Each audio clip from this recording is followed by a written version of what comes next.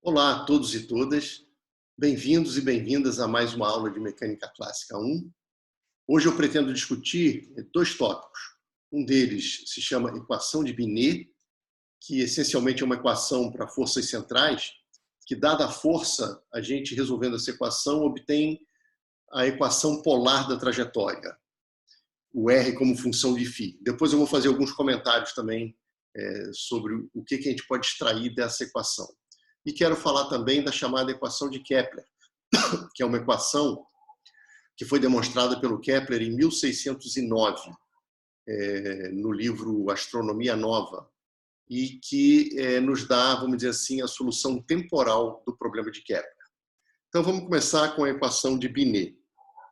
Já dando um spoiler, a equação de Binet é essa equação daqui, ó, 2,55, onde U, essa variável U, é a variável 1 sobre R, tá bem?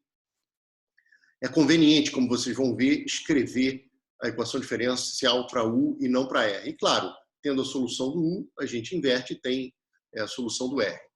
Então vocês estão vendo aqui que é uma equação diferencial que não envolve o tempo e que se eu tiver a força e resolver essa equação, eu tenho o U de φ. Tendo o U de φ, o R, que é 1 sobre U, a gente obtém o R de φ. E como é que a gente obtém essa equação? Bom, a maneira como está aqui, escrita nessa dissertação, talvez não seja a maneira mais rápida de fazer isso, mas é utilizando sempre aquela história do φ ponto como L sobre MR2. Então, eu vou escrever aqui, aproveitar esse espacinho em branco, eu vou escrever aqui na mesa o seguinte: o que a gente faz é partir da segunda lei de Newton. E a segunda lei de Newton, deixa eu anotar aqui, estou botando aqui para anotar na mesa. Então, a segunda lei de Newton, ela nos diz o seguinte, que m vezes a aceleração, só que a aceleração em coordenadas polares é r2 pontos menos r φ ponto quadrado, isso aqui na direção r chapéu, e tem também o termo com a componente φ da aceleração, que é 2r ponto φ ponto mais r φ dois pontos. Isso na direção φ chapéu. Isso é o MA. E do lado de cá está a força. Como eu estou discutindo forças centrais, eu escrevo aqui o F de R, R chapéu. Não tem componente em φ chapéu e, além disso, a força só depende da variável R, tá bem? Isso aqui é um problema sobre força central. Pois bem, como esses vetores aqui são ortogonais, formam uma base, a base polar, eu posso igualar as componentes em R chapéu e em φ chapéu. Igualando a componente em φ chapéu, quando a gente pega isso que está aqui e iguala a zero, a gente tem o seguinte, eu tenho 2 vezes R ponto, φ ponto, mais R φ dois pontos, igual a zero, porque não tem componente em φ da força. Se eu venho aqui e uso um pouquinho de teoria das cores e multiplico por R, como R é diferente de zero, não tem problema aqui. Eu tenho essa expressão. E isso que está aqui do lado esquerdo pode ser escrito como derivada temporal de R2 φ ponto. Então, eu tenho que derivada disso é igual a zero. Gente, e o que é isso que está aqui? Essencialmente, isso é a conservação da componente do momento angular ao longo de Z. É só multiplicar e dividir por M, que no numerador vai ter o M R2 φ ponto. Como era de se esperar, né? Vocês lembram que nós mostramos que esse L igual a M R2 φ ponto era uma constante de movimento? Isso era consequência da conservação do momento angular. E quando a gente diz que o momento angular se conserva, é módulo, direção e sentido, tá certo? E o momento angular se conservava por quê? Porque a força era central. Então, quando eu escrevo aqui uma força central, só tem componente com R chapéu. Obviamente, a parte de dizer que o F φ é zero vai me dar a conservação do momento angular, alguma coisa ligada à conservação de momento angular. Então, essa componente daqui ser igual a zero, com esse pequeno truque aqui, a gente mostra algo que a gente já até sabia. Pois bem, eu vou trabalhar com o resto. Eu vou trabalhar agora com a parte radial. Então, eu tenho R2 menos Rφ ponto ao quadrado igual a F de R sobre M.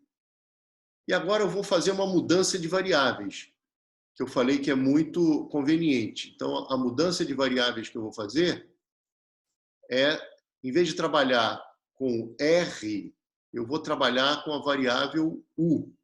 Então, a mudança de variável que eu vou fazer é a seguinte. Eu vou definir U igual a 1 sobre R, ou R igual a 1 sobre U. Com isso, eu preciso jogar aqui dentro dessa equação para ver o que vai acontecer. Eu vou fazer duas coisas. Uma delas é essa transformação de variáveis e outra é tentar usar o fato de que φ ponto é L sobre MR2. A gente já usou isso algumas vezes. Isso nos ajuda bastante a eliminar essas derivadas temporais em favor de uma função de R. Então, quando eu faço isso, primeiro eu preciso calcular R ponto. R ponto é ddt de R, mas R é 1 sobre U. Então, quando eu faço essa derivada, eu tenho menos 1 sobre U2 du dt. Mas du dt, eu posso escrever du dφ dt. Dφ dt é φ ponto. E aí, usando essa equação que está aqui, eu tenho, substituindo o φ ponto por L sobre MR2, R2 embaixo é o 2 em cima. Então, olha que legal. Eu tenho 1 sobre U2, eu tenho esse L sobre M, R2 embaixo é U2 em cima, eu tenho dφ, perdão, não é dφ, é du, tá bem? É du dφ. Já vou recapitular tudo que a gente fez, tá? Então, aqui eu cancelo esse cara e tem uma expressão para o R ponto que é bem simples. E não tem mais derivada temporal. Tem derivada primeira dessa nova variável U em relação a φ. Eu vou precisar da derivada segunda, porque ela aparece aqui. Tudo que eu estou querendo fazer é pegar essa equação e escrevê-la na variável U, mas como uma equação diferencial de U em relação a φ. Por isso que eu vou ficar usando o tempo todo essa relação. Pedro, você entendeu até aqui o que eu estou fazendo? Foi F igual a MA, igualei as componentes, uma delas me dá essa conservação, já sabíamos. Então, posso escrever φ ponto como L sobre MR2 e estou simplesmente trabalhando com a outra equação, mas quero eliminar derivadas temporais da história em favor de derivadas em relação a φ. Beleza? Então, agora Tudo certo. eu preciso fazer a derivada segunda, certo? Então, a derivada segunda, já que a derivada primeira é esse cara daqui, a derivada segunda, quer dizer, o R, dois pontos, deixa eu voltar para cor azul aqui, o R, dois pontos, é eu pegar e fazer DDT desse cara que está aqui. Mas DDT, deixa eu botar as constantes aqui na frente, DDT a gente pode sempre fazer como dφ, né? Então eu tenho dφ desse cara, que já era o du dφ, dφ dt, que é o φ ponto, tá certo? Então eu tenho menos o φ ponto, eu vou usar de novo que ele é L sobre M R2. Então vai ter menos L ao quadrado sobre M ao quadrado, porque já tinha aqui um L sobre M, tem outro daqui. Esse R2 que está embaixo vai ficar o 2 em cima. E eu vou ter uma derivada segunda do U em relação a φ. Beleza, esse é o nosso primeiro termo. Ora, o segundo termo, que é menos R φ ponto quadrado, a gente tem menos 1 sobre U, e aí a gente tem, 1 sobre U, e aqui a gente tem L sobre M R2 ao quadrado.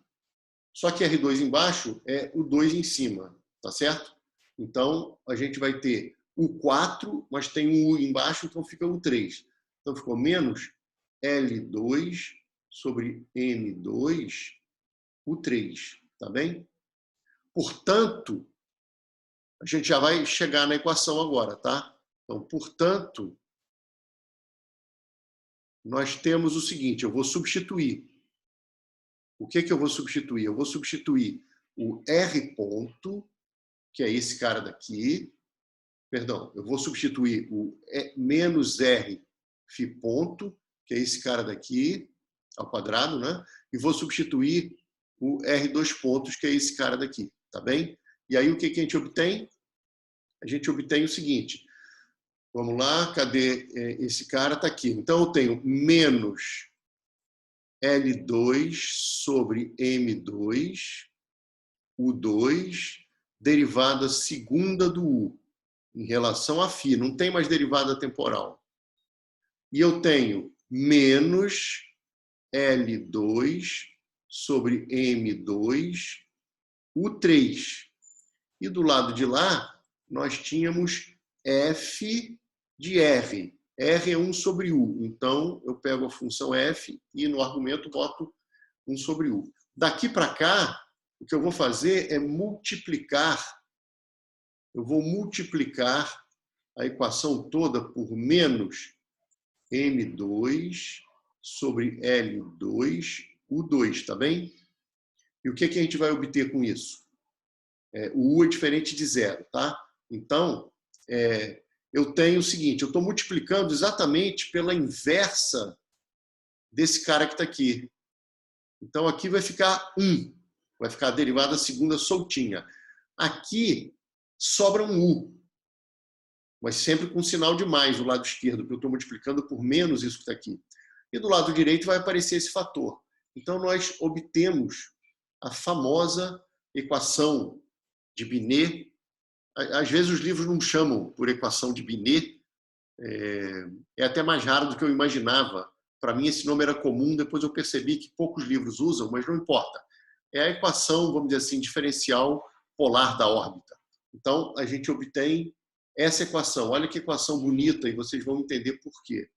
D2U dφ2 mais U igual a menos esse fator todo, o M2, sobre o L2, U2, e aqui é a função força, mas no argumento a gente coloca 1 sobre U. Então, por exemplo, Kepler, que é 1 sobre R2, vai ficar U2 em cima, e assim por diante. Então, eu queria abrir para perguntas, enquanto a demonstração está toda na tela, que a demonstração que está aqui na tese é um pouco diferente, ela é um pouco mais longa. Então, queria saber se vocês estão com perguntas aí. Pedro, vamos lá. Dúvida aí? Acho que nessa dedução tá tranquilo. Tá? Naomi, que estava aí no início também, que eu não estou vendo na tela mais quem está aí. Tudo bem? Eu repito alguma passagem aqui? Tudo bem. Maravilha. Então é isso. A gente simplesmente não foi com energia, conservação de energia, para levar para uma quadratura. A gente pegou a equação diferencial e tentou eliminar as derivadas temporais da história. E conseguimos. Conseguimos graças a essa relação que está aqui. Que na nossa análise veio do termo em φ. A gente não precisou chamar lá conservação no momento angular. Ela saiu daqui também. Tá? Eu só lembrei que isso aqui está relacionado com a conservação do módulo do momento angular. Então, nós temos essa equação diferencial que está escrita ali embaixo, portanto, eu vou apagar o que está na tela, porque essa equação já está escrita ali embaixo, para a gente poder continuar seguindo a dissertação. Essa é, então, uma equação diferencial de U em relação a φ. Mas, se a gente conseguir resolvê-la, o U é 1 sobre R e a gente tem o R de φ, que, como eu falei, não resolve a parte temporal. Eu não vou saber, num dado instante, aonde se encontra a partícula, mas eu vou saber, dado um ângulo, qual é a distância que ela está do centro de forças. Ou seja, eu vou descobrir a equação polar da trajetória. Então, eu vou limpar tudo aqui, mas qualquer coisa a gente escreve tudo de novo, tá, gente? Não tem problema nenhum. É só fazer a pergunta que a gente volta. Então, nós mostramos essa equação aqui, que está aqui. E agora eu quero fazer 2 comentários sobre ela. Um dos comentários é o seguinte: dada a lei de força, a gente coloca na 2,55 e resolve essa equação. Pode ser difícil, pode ser fácil, a gente vai ver que para Kepler é muito fácil. Uma vez de posse dessa equação, o que a gente tem é o R de φ, porque U é 1 sobre R, tá certo? Então, dada a força, resolver a equação de Binet nos dá a equação polar da trajetória. Mas a gente pode pensar o contrário. A gente pode pegar uma trajetória, por exemplo, fazer o que eu chamaria hoje de problema inverso, e falar o seguinte: caramba, as órbitas são elípticas, as órbitas limitadas. Qual é a força que leva a órbitas elípticas? Essa equação te dá essa resposta, sabia? Porque se você sabe qual é a trajetória, quem é o R de φ, você sabe quem é o U de φ. Se você sabe quem é o U de φ, você joga nessa equação que está aqui, onde tem U, você coloca, aqui você deriva 2 vezes, e essa vai ser a expressão da força. Olha que coisa legal. Quer dizer, essa equação também te diz o seguinte: dada a trajetória, eu descubro qual a força que gera aquele tipo de trajetória. E vocês podem até fazer esse problema, acho que eu vou botar na lista, esse problema inverso. A partir das leis de Kepler, ou da primeira lei, vamos dizer assim, e da segunda, porque aqui tem um Lzinho constante, obter qual é a lei de força. Então, é pegar a equação polar lá da elipse, jogar aqui, e vocês vão encontrar inverso do quadrado. Muito bacana também. Então, tenham isso na cabeça. A equação de Binet, ela pode ser usada nos 2 sentidos. Tá? Da força, tentar descobrir quais as trajetórias para aquele tipo de lei de força. Ou, conhecidas as trajetórias, joga aqui dentro para ver qual foi a força que gerou aquilo que está ali. Ok? Bom, então é uma equação muito legal e a gente vai resolver essa equação agora para um caso conhecido nosso. E esse caso conhecido nosso é o caso de Kepler. E olha só como é que fica simples para o caso de Kepler. Qual é a lei de força para Kepler? É inverso do quadrado. É menos o K, onde K é aquele constante universal da gravitação, o G de Newton, Mzão e Mzinho, sobre R2, R chapéu. Então a gente vem aqui, esse F de R, que é 1 sobre U, é menos K sobre R2. R2 embaixo é U2 em cima. Mas o U2 em cima cancela com o U2 de baixo. E olha que coisa maravilhosa. Fica uma constante. Então a gente precisa resolver essa equação. Mas o lado esquerdo, vocês estão reconhecendo alguma coisa aqui, certo? Acho até que eu já tinha perguntado em aula, se não me engano, até o próprio Pedro havia respondido. Então responde de novo aí para a gente, Pedro. O que tem do lado esquerdo aqui? Parece com o que isso? É o oscilador harmônico. Exatamente. Só que não é x 2 pontos mais ômega 2x igual a 0. É o U 2 linhas, onde linha aqui é derivada em relação a φ, mais U, esquece essa constante por enquanto, igual a 0. Isso seria a equação da homogênea. Então, seria uma espécie de oscilação harmônica, onde o U faz o papel do x e o φ faz o papel do t. Mas aqui seria um oscilador forçado por uma força constante. Ora, a gente pega uma solução particular e soma com a solução geral da homogênea. Solução particular, como a força é constante, a gente chuta uma constante aqui. Derivada segunda da constante é 0, a constante vai ter que ser exatamente mk sobre L2. Então está aqui, ó. Esse mk sobre L2 é uma solução particular. E esse segundo termo que eu escrevi aqui é a solução geral da homogênea, que poderia ter sido escrita como senos e cossenos de φ, ou uma constante vezes cosseno de φ menos φ0, onde A e φ0 são constantes arbitrárias. Pois bem, essa já é a solução. A gente pode inverter aqui o U. Mas antes disso, vamos tentar botar essa solução exatamente da forma que a gente escreveu quando integrou a partir da conservação da energia, tá certo? Então vamos fazer isso. Para isso, eu vou escrever o seguinte: esse cosseno, ele varia entre -1 e 1. Quando ele é 1, a gente tem o valor máximo de U. Máximo de U é mínimo de R. Então, você estaria no pericentro, no periélio, se for o Sol, o centro de forças ali. E quando o cosseno é mínimo, que é -1, eu teria o menor valor de U e, portanto, o maior valor do R, que seria o apocentro ou o afélio. Então, vamos tentar impor isso. É o que está escrito aqui, né? Quando eu pego o cosseno igual a 1, eu tenho aqui 1 sobre o R do pericentro. Vou falar periélio, como se fosse o Sol e a gente estivesse analisando ali o planeta. E quando o cosseno é -1, eu tenho o valor mínimo do U, que é o valor máximo do R. Então, é 1 sobre R do afélio. Aqui, novamente, a dissertação escreveu o A em termos desses caras, mas nem precisava. Basta você descobrir um deles, que você, em termos da energia e do L, que você vai ter uma expressão para o A, que quando colocada aqui vai nos levar exatamente a uma equação idêntica à que a gente tinha obtido. O que eu estou querendo dizer é o seguinte, para ficar bem claro. O RP e o RA, quer dizer, a distância da partícula ao centro de forças, quando ela está no periélio ou no afélio, são os pontos de retorno, certo? Os pontos de retorno daquele potencial efetivo, que é quando você para de se mover em R, parou de se afastar e começa a se aproximar, parou de se aproximar e começa a se afastar. É quando o R ponto é 0. E como é que a gente descobre isso? Ora, é só pegar e escrever esta equação daqui, ó. E igual a U efetivo. Vocês lembram lá em movimento unidimensional, eu dava o U de X e conhecido uma energia mecânica, quais eram os pontos de retorno?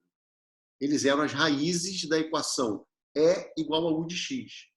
Aqui é a mesma coisa. Só que os pontos de retorno aqui são pontos onde a partícula para de se mover radialmente, mas ela está orbitando. Lembrem-se que, por hipótese, o L é sempre diferente de 0. L igual a 0 é movimento retilíneo. Então, eu falei, olha, se eu não falar nada, o nosso L é sempre diferente de 0. Está sempre girando a órbita ali do planeta. Então, os pontos de retorno são obtidos como as raízes da equação E igual a U efetivo. Ora, eu pego e escrevo exatamente isso. Só que o U efetivo, vamos escrever isso em termos não da variável R, mas sim da variável U igual a 1 sobre R, o Uzinho. Então, em vez de menos KR, que seria a energia potencial gravitacional, em vez de ser menos K sobre R, perdão, é menos KU.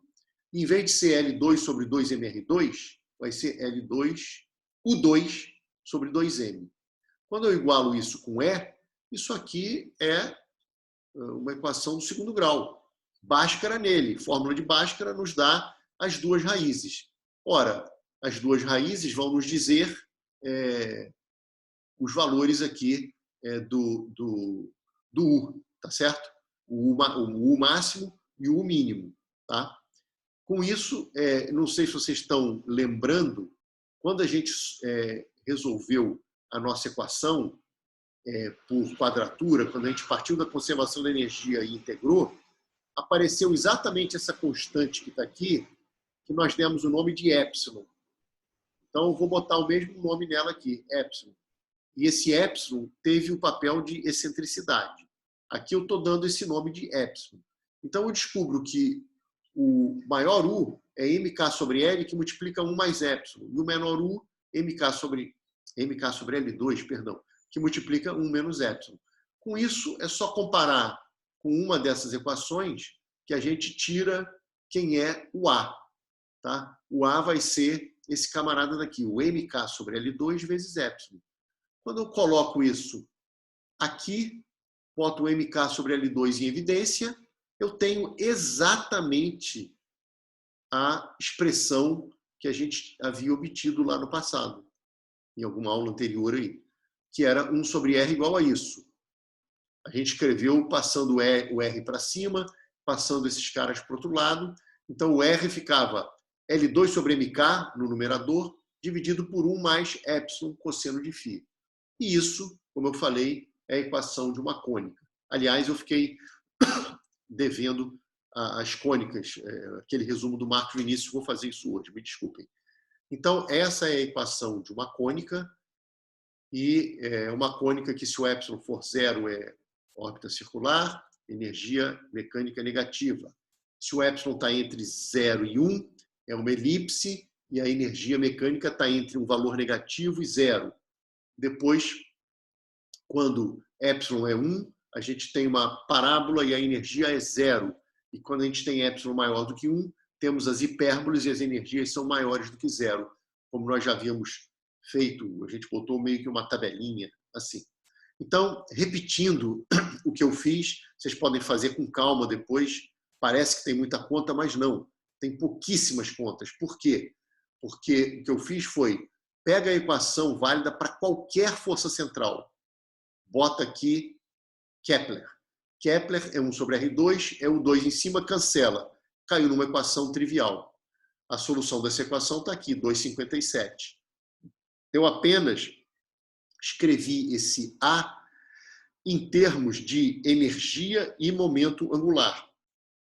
Para fazer isso, eu simplesmente percebi que quando o cosseno é 1, o meu U é máximo, eu estou no R mínimo. O R mínimo é o periélio.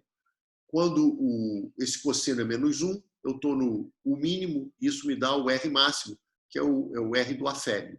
E aí, encontrando esses R's, ou os U's do afélio e periélio, já que eles são os pontos de retorno, eu simplesmente obtive a solução a partir daqui.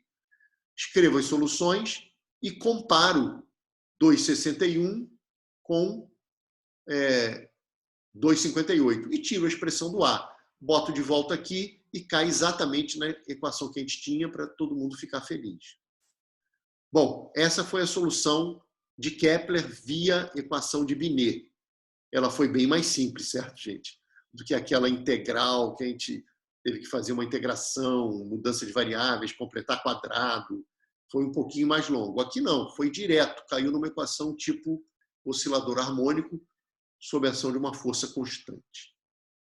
Bom, um outro exemplo, que aí já fica mais complicado, e é incrível como que ele fica bem mais complicado em coordenadas polares, e em coordenadas cartesianas é trivial, que é o oscilador harmônico isotrópico, tá certo? Isotrópico significa que quando você escreve a força como menos KR, você vai ter em X, vai ter menos KX, em Y vai ter menos KY, em Z teria menos KZ e assim por diante. Mas como é força central, o movimento é plano. Então só precisa trabalhar no plano XY. E o movimento desacopla. O oscilador anisotrópico seria um cara que teria um menos KX, X na direção X chapéu, menos KY, Y na direção Y chapéu, com KX diferente de KY. Ou seja, molas diferentes, vamos dizer assim, constantes de molas diferentes nas direções X e Y. Tá? Mas a gente está fazendo o oscilador isotrópico. Em cartesianas, acabou, desacopla na hora. E aí vocês têm duas equações de oscilador harmônico, escrevem a solução e vão perceber que a trajetória vai dar uma elipse. Porque quando vocês resolverem em X, em Y, vocês não vão botar necessariamente a mesma amplitude. E aí vai dar uma elipse, não é difícil verificar isso.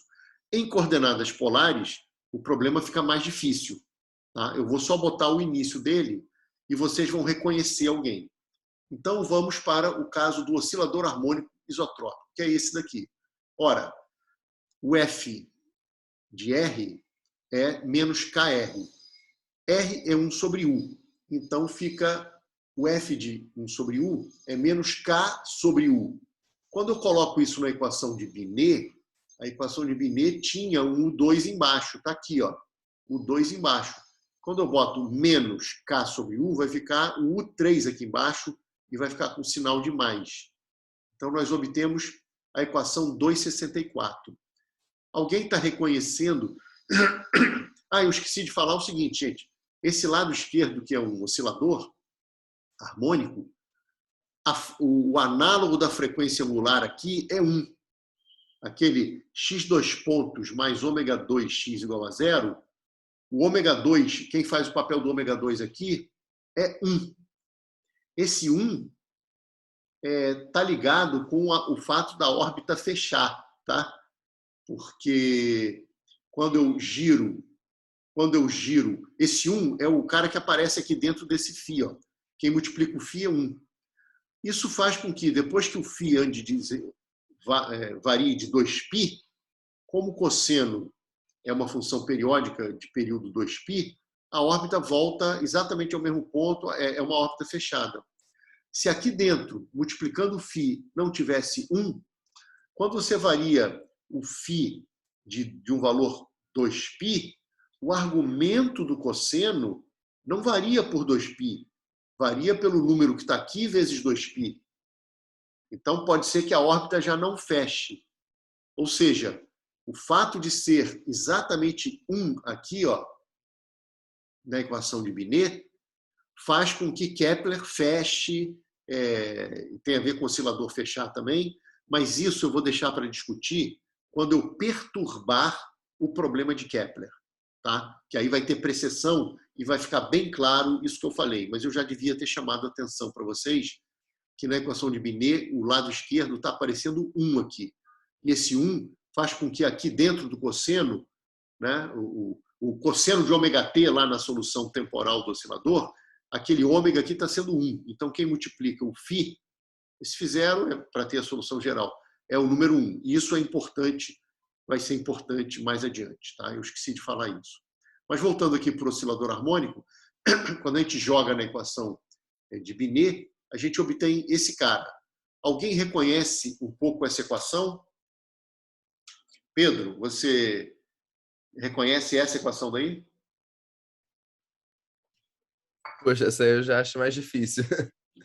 Vocês lembram um probleminha que eu discuti bastante com vocês em movimento unidimensional, que era o oscilador harmônico, tinha U igual a meio de kx2, mais um termo que era É o barreira centrífuga. Uhum. Que eu dizia, olha, parece um problema estranho, por que discutir esse problema? Eu falei, cara, esse problema, além de ter solução exata, com várias propriedades interessantes, como a história do cisalhamento, né? Mexer naquele G, cisalhava esse problema, então ele apareceu no cisalhamento, mas eu disse que ele ia aparecer para a gente em forças centrais. Por quê? Porque sempre vai ter esse termo meio que centrífugo, né? Que tem a ver com aquele R ponto quadrado. Porque o φ ponto quadrado dava 1 sobre R4 embaixo, tem R em cima, fica 1 sobre R3. Quando passa para o lado direito, lá no F igual a MA, né? Em polares, lá no início, ele vai ficar um cara que é 1 sobre R3. Então, aqui está aparecendo um problema análogo àquele do oscilador. O x2 pontos, mais o ômega 2x, com esse ômega igual a 1, mais um cara que é 1 sobre x3, um sinal de mais aqui. Então, é exatamente aquele análogo, né? Não é exatamente, que aqui não é tempo, é φ, mas é exatamente aquela equação que a gente resolveu e que dá uma trabalheira para resolver. A gente resolveu de duas maneiras. Uma por quadratura e outra na lista eu pedi para resolver pela equação diferencial. Não foi, acho que, um problema obrigatório, não tenho certeza, mas era para manipular e conseguir resolver via equação diferencial. Então, eu não vou resolver ele aqui, ele tem a solução que a gente pode buscar lá dos movimentos unidimensionais, mas eu queria que vocês percebessem isso, que no oscilador harmônico, a equação de Binet acaba caindo numa equação análoga de um oscilador com a força 1 sobre x3 para fora da origem. Tá? Então, é exatamente aquele probleminha com aquele potencial extra G sobre 2x2. Lembre-se que força é menos du dx, então dava a força sobre x3. Bom, com isso eu vou fazer o meu último comentário aqui da equação de Binet, que é o seguinte. De posse da solução, então agora eu vou voltar para o caso geral. uma força geral. Eu vou lá na equação de Binet, vamos supor que eu consiga resolvê-la. Então, eu botei a força central, geral, resolvi essa equação. Tendo U de φ, eu tenho o R de φ.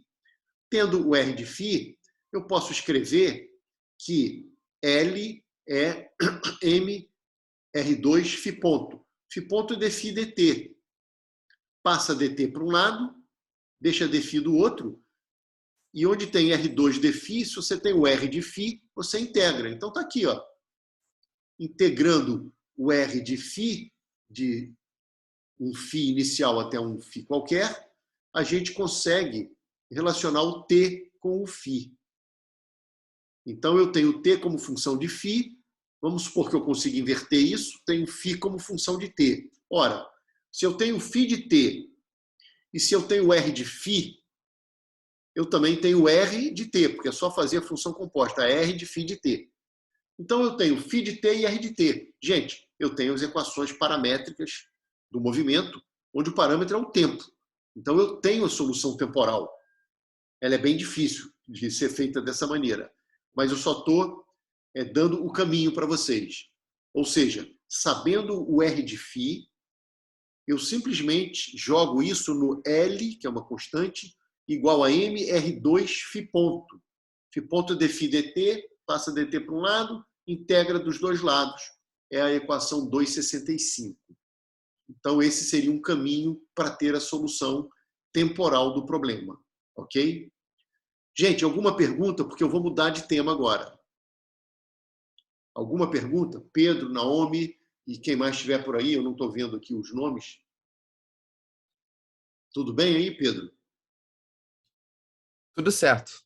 Maravilha. Então, dou por encerrado a equação de Binet.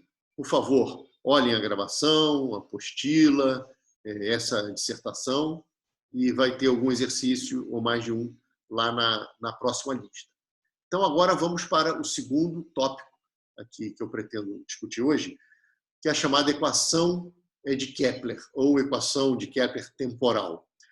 Hoje eu vou fazer apenas a demonstração dela, curta como está aqui na dissertação. Mas eu pretendo, talvez, provavelmente numa aula extra, que eu vou combinar com vocês, eu pretendo dar uma aula mais longa sobre essa equação, sobre aquele probleminha do astronauta faminto, como é que passa um sanduíche de um astronauta para o outro, e eu vou fazer uma gravação nessa aula extra e disponibilizar para vocês. E mandar um artigo também. Mas hoje é apenas uma demonstração dessa equação que teve um papel muito importante na história da física e da matemática, e isso vai ser contado em uma outra gravação. Hoje é apenas uma demonstração. Bom, como eu falei, a gente chegou explicitamente nas equações das trajetórias do problema de Kepler. E isso não é resolver totalmente o problema de Kepler. Resolver seria encontrar também como função do tempo. Eu até dei lá o caminho. E aqui o que eu vou mostrar é uma equação que o Kepler demonstrou em 1609, usando apenas as duas primeiras leis, que a gente chama de duas primeiras leis hoje. A terceira lei ele só publicou alguns anos depois. O Astronomia Nova é de 1609 e a terceira lei acho que é de 1619 ou de 20 e poucos, alguma coisa assim. Tá? E vocês vão ver que só precisa das duas primeiras leis. Bom, e na verdade o que ele vai fazer é definir uma nova variável chamada anomalia excêntrica.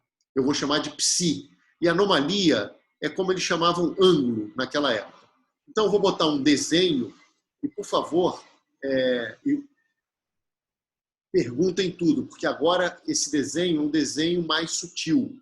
E eu vou ficar falando de áreas e de segmentos de reta e de ângulos, vai ser uma confusão aqui, mas no fundo são coisas simples de geometria, não vai ter praticamente nenhum cálculo diferencial integral aqui, só geometria e algo tipo MRU. Então, olha só, a figura pontilhada é a órbita elíptica. O Sol está aqui nesse foco, se isso aqui for um planeta. Então, o Sol está em S, o planeta está nesse ponto P, esse ponto P é um ponto genérico da trajetória, tá bem? Eu vou supor que nesse ponto A que seria o periélio, que é o ponto mais próximo do Sol, o A' seria o afélio. Nesse ponto A, eu vou dizer que o tempo é zero. Então, no tempo igual a zero, o planeta está no periélio. Num tempo genérico, ele está nesse ponto P. E essa trajetória é uma elipse. Então, já estamos usando a primeira lei de Kepler. Só que dá para mostrar, e isso vai ficar claro nesse artigo que eu vou passar para vocês, e nessa outra aula que eu vou gravar, que é bem mais longa, que tentar a solução na marra para o φ é bem complicado. Então, o Kepler definiu uma outra variável angular, que é esse psi, que ele chamou de anomalia excêntrica. E o que é esse psi? Você pega a posição P do planeta, traça uma perpendicular aqui à direção do semi-eixo maior. O semi-eixo maior é o A'. Traça essa perpendicular e prolonga ela. E traça um círculo circunscrito a essa elipse. E aonde essa perpendicular interceptar esse círculo, você vai chamar de ponto Q. Então, quero saber se vocês entenderam essa construção geométrica. Tem a elipse, que é a trajetória do planeta.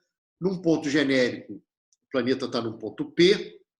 O foco está aqui nesse S, que é onde está o Sol. Esse eixo horizontal seria o eixo polar. E esse φ é o ângulo usual que a gente tem das coordenadas polares. Mas a gente vai traçar uma perpendicular ao semi-eixo maior aqui e vai prolongar até interceptar esse círculo circunscrito, quer dizer, um círculo centrado em O, que é o centro geométrico da elipse, que tangencia o periélio e o afélio. E aonde interceptar eu vou chamar de ponto Q, tá bem? Pedro, entendeu as definições, o que são essas figuras que estão na tela? Sim, sim, tá tranquilo. Maravilha. Então, agora a gente vai usar a lei das áreas. A lei das áreas diz o seguinte, é a segunda lei. Então, lembra, eu falei que o Kepler usou a primeira e a segunda leis para fazer a demonstração dele.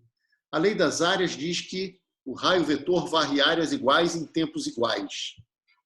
Então, significa que o DADT, quer dizer, aquela velocidade areolar, né, que eu chamei, que é essa taxa com que o raio vetor, o vetor posição varre as áreas, o DADT, por ser constante, eu posso, por exemplo, pegar a área toda da elipse e dividir pelo tempo, que é um período. Quer dizer, quando o raio vetor aqui varre a área toda da elipse, o planeta deu uma volta.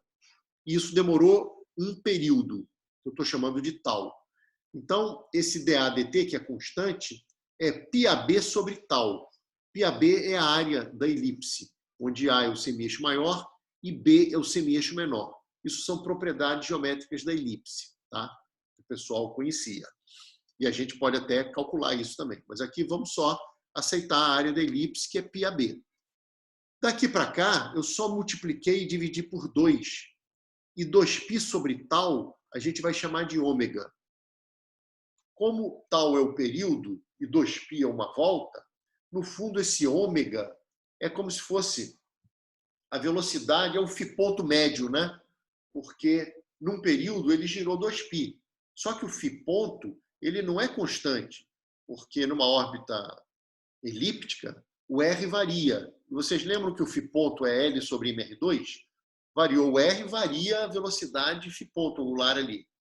Mas esse φ ponto médio quando eu dou 2π, isso demorou um tempo tal. Então é conveniente definir um cara que é essa velocidade angular média, né?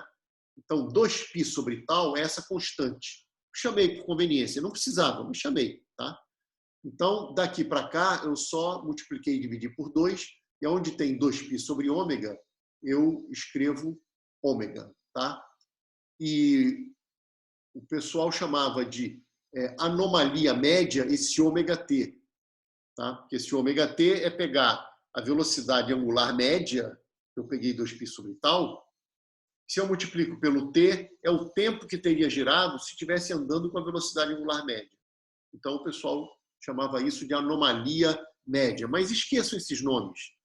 Eu vou chegar numa equação e vocês vão olhar para essa equação e falar, caramba, Que equação bonita, mas difícil. Mas é a equação que os astrônomos até usam também. Tá? Bom, então eu tenho aqui a lei das áreas. Agora vamos para cá e vamos escrever o seguinte. Vou diminuir só um pouquinho para poder aparecer a fórmula 67 e o desenho ao mesmo tempo. Gente, se o vetor posição varre áreas iguais em tempos iguais, né, a área, num dado instante, lembra que para t igual a 0 estava no afélio. Deixa o tempo passar, você está varrendo áreas em tempos iguais, né? Áreas iguais em tempos iguais. Então, a sua área é a sua velocidade areolar vezes o tempo, porque a velocidade areolar é constante. Então, é como escrever x igual a vt e passar o v para o outro lado e dizer que t x sobre v. Só que, em vez de estar com a variável x igual a vt, eu estou com área igual a velocidade areolar vezes tempo. Então, eu pego a área e divido pela velocidade areolar para ter o t. É o que está escrito em 267.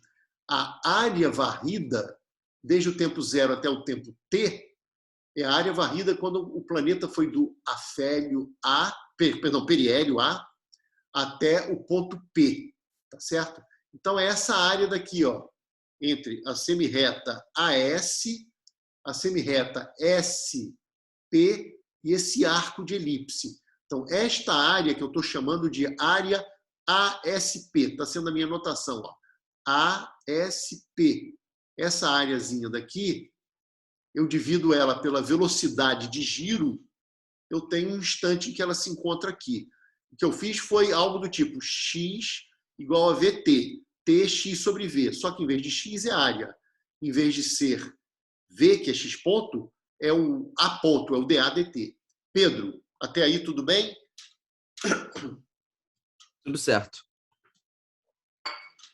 Naomi, tudo bem até aí também?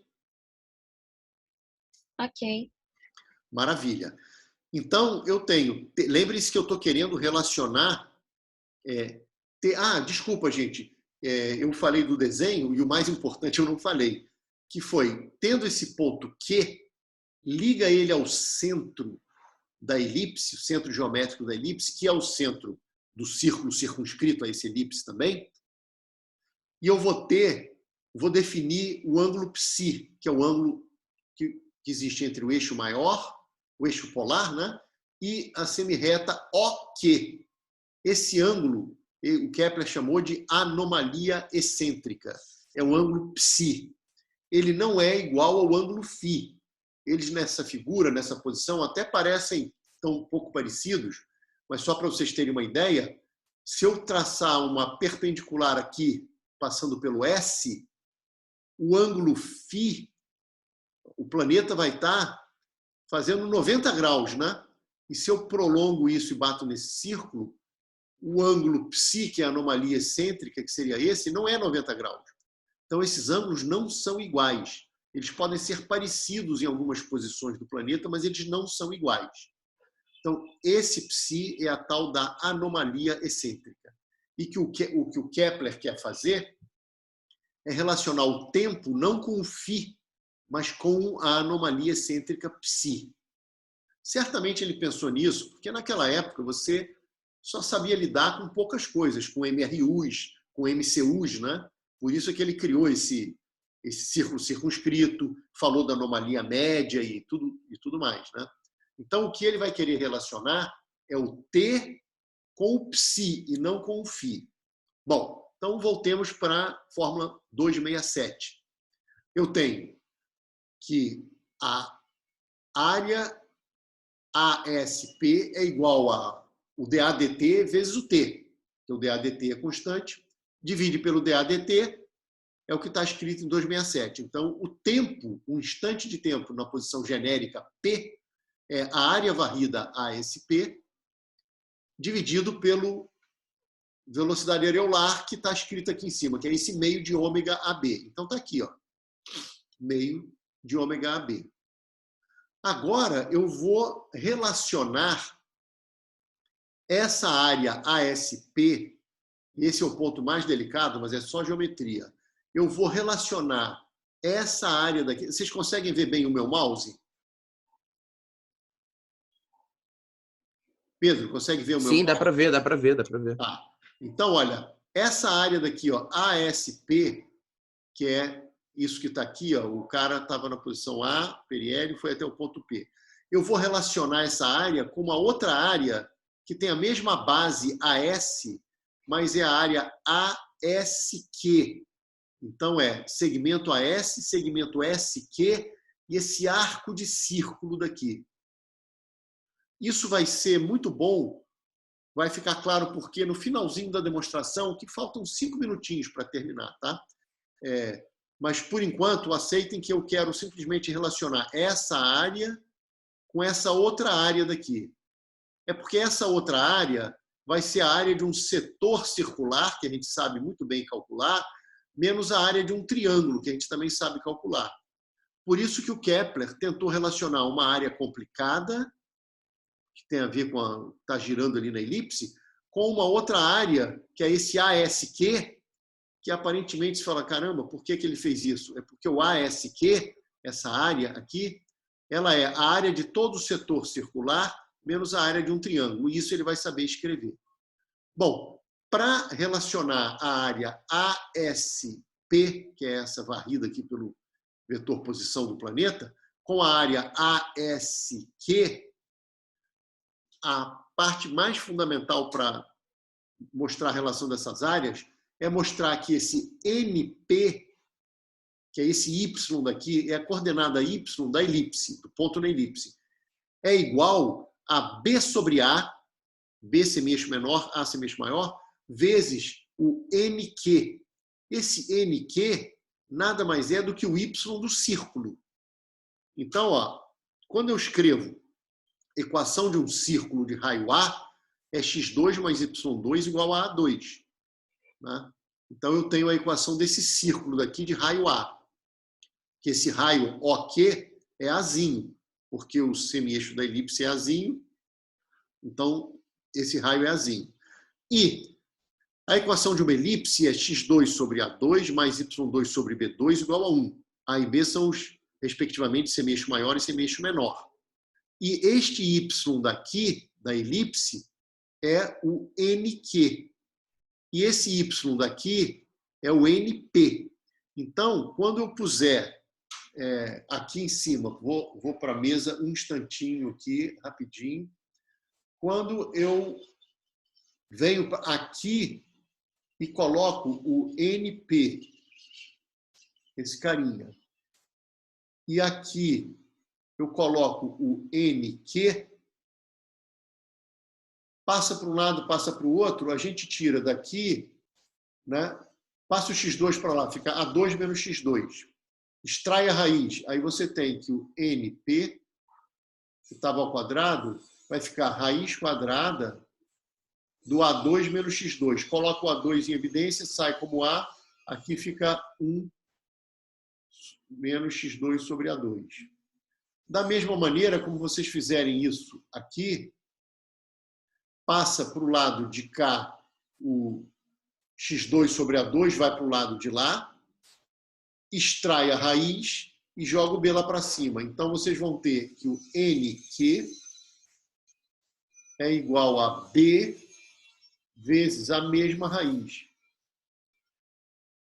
Então, daqui vocês tiram uma relação muito bacana. Daqui vocês tiram uma relação que NP sobre NQ é igual à razão do semieixo menor sobre o semieixo maior. E isso é muito importante. Eu vou voltar para a figura para mostrar o que nós demonstramos aqui. Mas a demonstração foi simples, porque eu tinha a equação de um círculo, que era o círculo circunscrito, e eu tinha a equação da elipse. E aí eu só identifiquei quem era o y num caso e o y no outro, que eram exatamente as quantidades que eu queria relacionar. Então, eu vou apagar aqui para poder voltar para a figura, tá? Então, voltando para a figura, o que eu fiz foi escrever a equação desse círculo, escrever a equação dessa elipse, e eu relacionei esse y da elipse, que é o NP, com o y do círculo, que é o NQ. E mostrei que esta razão, esse carinha daqui, o NP, para o NQ, é B sobre A. E como eu fiz isso para um ponto genérico, gente, isso vale para qualquer ponto aqui da posição do planeta. E aí eu vou deixar como exercício vocês mostrarem que, por conta dessa propriedade que eu acabei de mostrar, que é NP sobre NQ igual a B sobre A areazinha ASP, ela vai ser B sobre A vezes essa área maior aqui, ASQ. Isso não é muito difícil também de mostrar. É só você partir a demonstração em dois pedaços. O primeiro, você pensa nos triângulos, né? Relaciona a área desse triângulo NSP com o triângulo NSQ. Ora, base vezes altura sobre 2, como a razão das alturas é aquele B sobre A areazinha desse triângulo é B sobre A vezes a areazinha do outro triângulo. Para o que ficou faltando, é um pouquinho mais sutil, porque é uma curva. Mas, se você pega tirinhas aqui, com o mesmo dx, e a área de cada tirinha é altura vezes o dx, no caso, altura vezes dx no outro. O dx é o mesmo para os dois. E as alturas estão sempre na mesma razão B sobre A. Então, essa outra areazinha que for sobrando, que é o ANP, ele é B sobre A do ANQ. Quando você somar as duas, vai valer a relação que a área ASP é B sobre A da área ASQ. Eu vou deixar isso como exercício, embora a demonstração seja exatamente essa que eu fiz oralmente. Então, aqui eu vou só dizer, ó, e já está praticamente acabando, porque a equação onde eu quero chegar está aqui escrita aqui embaixo. Então, olha, a razão daquelas áreas é essa daqui. Esse fica como exercício, mas é seguindo exatamente o que eu falei. Eu fiz uma demonstração oral da 270. Pois bem, então a gente pega aonde tinha área ASP, eu escrevo B sobre A da área ASQ. Era o que eu tinha aqui, né? Eu tinha lá área ASP. Eu coloco B sobre A da área ASQ. Beleza, está aqui, ó. T igual a isso que está aqui.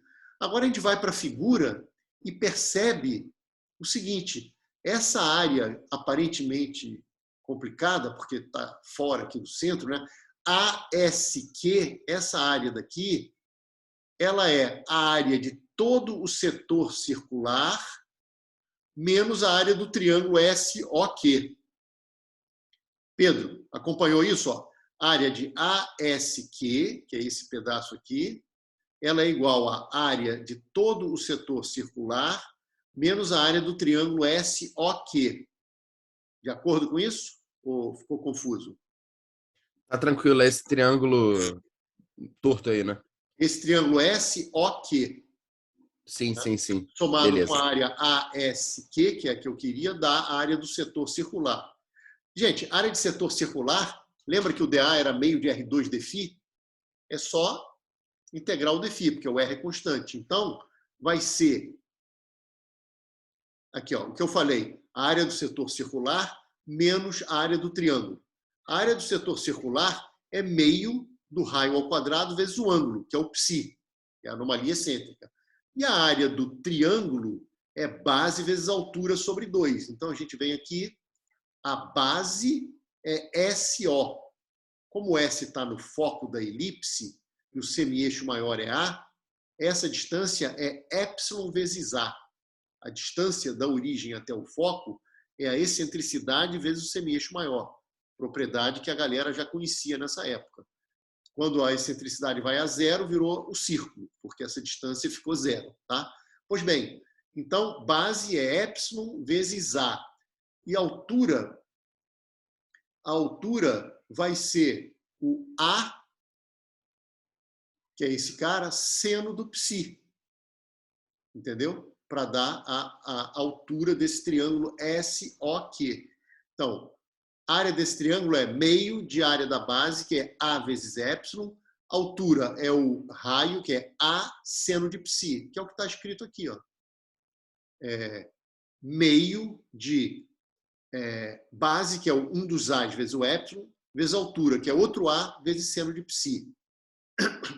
O A2 cancela, o 2 cancela, e, finalmente, a gente chega na expressão 2,72, que é, gente, a famosa equação de Kepler, demonstrada no Astronomia Nova, sem nenhuma fórmula, só no papo, com geometria e desenho. Mas o papo que está lá, caramba, vocês sumiram aqui para mim. Voltaram. O papo que está lá é simplesmente tudo isso que eu falei. Mas o que eu falei, que pareceu complicado, foi só primeira lei, segunda lei e geometria. Área de setor circular, área de elipse, coisas desse tipo. E vocês chegam numa das equações mais importantes da história da física. Porque essa equação, você olha para ela e ela parece simples. O t como função de π é simples, mas tentar invertê-la para conseguir o π como função de t é complicado, porque o π está aqui fora e o π está dentro do seno. E tem uma frase muito bonita que vai estar nesse seminário que eu vou apresentar para vocês e no trabalho que eu vou mandar, que o Kepler percebe isso e ele bota uma frase incrível. Ele fala, olha, eu não sei se eu errei, mas a pessoa que encontrar o meu erro, ou então que resolver essa equação, para mim vai ter toda a glória do mundo e vai ser um novo Apolônios, fazendo alusão a um grande geômetra lá da antiguidade. Então ele percebeu a dificuldade dessa equação. E essa equação, a tentativa de resolver essa equação gerou matemática nova. Eu vou falar de várias coisas sobre isso. Tem a ver até com variáveis complexas. Tem a ver com teorema de Cauchy, com polo em plano complexo. Tem a ver com função de Bessel, expansão de Fourier. Tem um monte de coisa que foi utilizada na tentativa de resolver essa equação. Ela gerou matemática nova. E só para finalizar, a gente chega aqui na relação do t com π, e claro, vocês falam, mas eu queria com φ. E aí vocês podem fazer uma geometria rápida daqui e mostrar qual é a relação do π com esse φ. E aí é só calculando lá uma expressão para o seno de φ, de π, que é o Qn sobre A. E aí, usando as coisas que a gente já sabe, né? Então, o seno do π é o Qn sobre o A, que é a hipotenusa. E o Qn, ele tem aquela razão, né? A sobre B do Pn. E o Pn é esse carinha daqui, vezes seno de φ. Então, você tem aí uma relação entre o seno de π com o φ. Lembrem-se que R é R de φ. Então, você tem esse tipo de relação. Bom, como eu falei, eu vou deixar para fazer duas aplicações dessa equação, que é chamada de equação de Kepler, nessa outra apresentação que será bem mais longa e que eu vou fazer uma gravação com ela. Provavelmente eu vou fazer isso numa aula extra, mas eu vou gravar, para quem não puder ir na aula extra, e contar um pouco da história dessa equação, que eu acho que vale a pena. Gente, eu vou ficando por aqui. Espero que vocês tenham aproveitado. Muito obrigado pela atenção e até a próxima.